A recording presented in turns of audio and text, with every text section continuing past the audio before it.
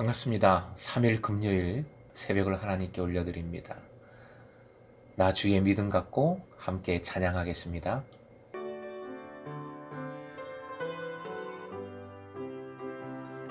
나 주의 믿음 갖고 홀로 걸어도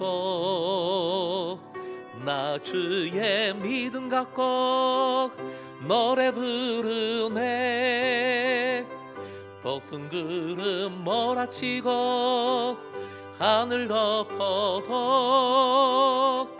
나 주의 믿음 갖고 실망치 않네. 주는 내 친구, 지질한 친구, 세상 끝까지 주를 믿으리. 폭풍 구름 몰아치고 하늘 덮어도 나 주의 믿음 갖고 실망치 않네.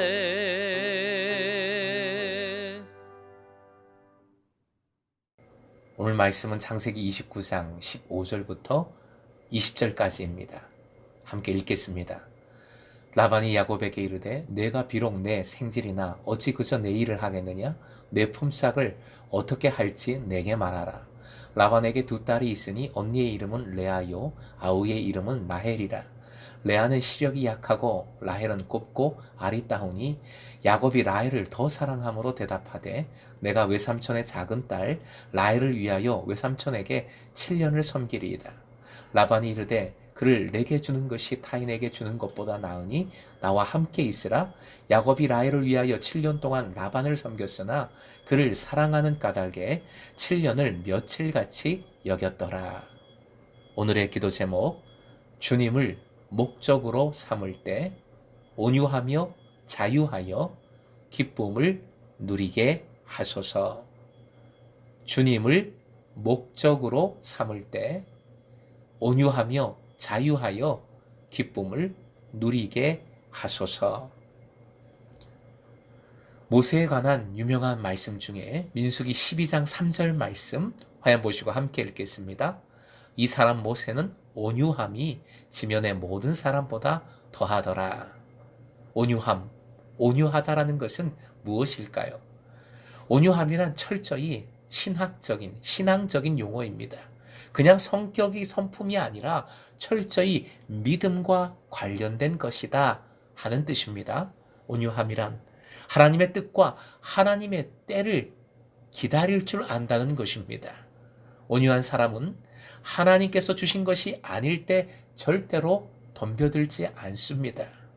아무리 좋은 것이라도 양보하지요. 세상적으로는 그래서 바보 소리 들을 수 있습니다. 하지만 반대로 하나님 주신 것이라는 확신이 들면 사자처럼 덤벼들어 단숨에 움켜집니다. 침노합니다. 바로 그것이 온유함입니다. 본문에 라반과 야곱의 제안들을 통해 신앙인의 결정에 대해 묵상을 해보고자 합니다. 먼저 라반의 제안을 살펴봅니다. 라반에게 야곱은 확실히 탐이 나는 사람이었을 겁니다. 하란 목자들 전에 나온 말씀처럼 좀 나태하지요. 목양 방법도 별로 좋지 않습니다. 야곱은 헌신된 사람으로서 부지런할 뿐만 아니라 양치기 전문가로서 기술을 가지고 있습니다. 한마디로 야곱은 하나를 시키면 10가지를 착착 해내는 사람이었습니다. 그래서 본문의 첫 구절 15절 라반은 제안하지요. 그런데 일종의 고용계약서를 제시한 것입니다. 이제는 이 제안을 받아들이면 라반과 야곱과 라반의 관계는 뭐라 그럴까요? 고용주와 직원 관계가 되는 것이지요. 이때 야곱은 하나님과의 관계 속에서 하나님의 방법을 물었어야 했습니다. 하나님의 계획이 2달, 3달인지 3년, 4년인지 하나님의 뜻을 야곱은 먼저 물었어야 했습니다. 베델의 영광을 보여주신 하나님의 뜻이 라반의 종이 되는 것은 아닙니다. 베델의 은혜를 야곱은 다시 잊은 것일까요?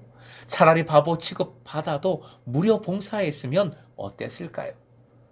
그게 서두에 말씀드린 믿음의 모습과 결단, 바로 온유함인데 말입니다. 그 온유함으로부터 자유함이 나오는 것인데, 야곱은 눈에 보이는 것, 야곱의 성질대로, 성격대로 성격이 또 나온 거지요.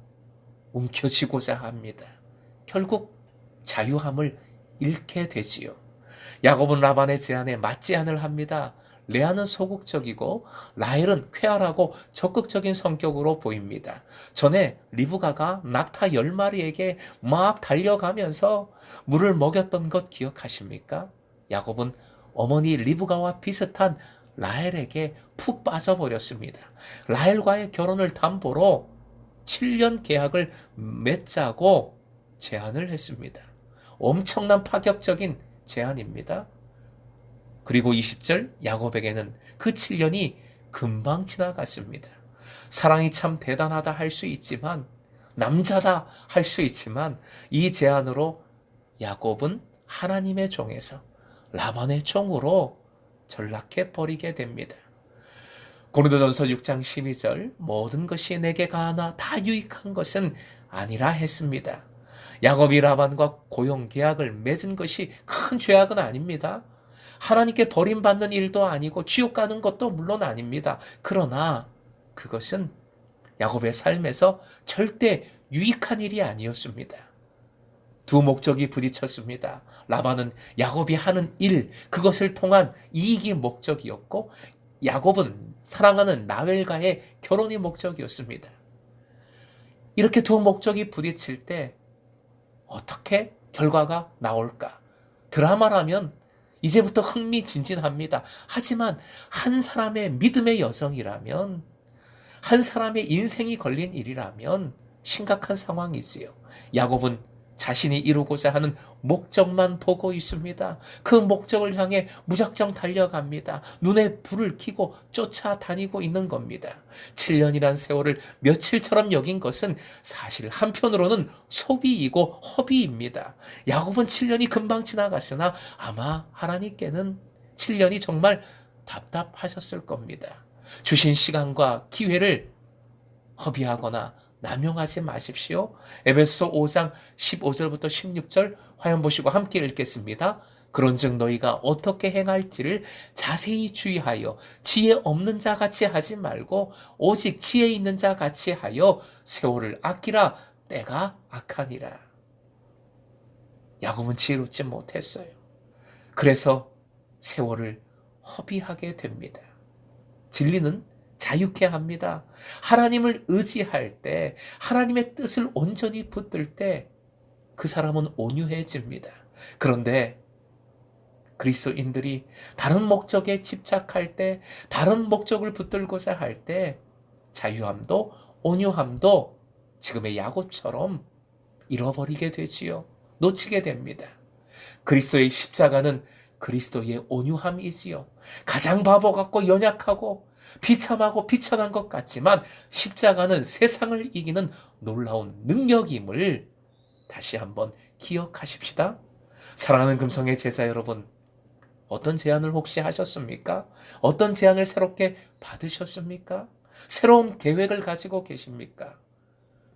목적을 그리스도인으로서 다시 조준해 보십시오. 하나님께 물으십시오. 하나님의 뜻을 구하십시오. 주님 말씀에 먼저 순종하십시오.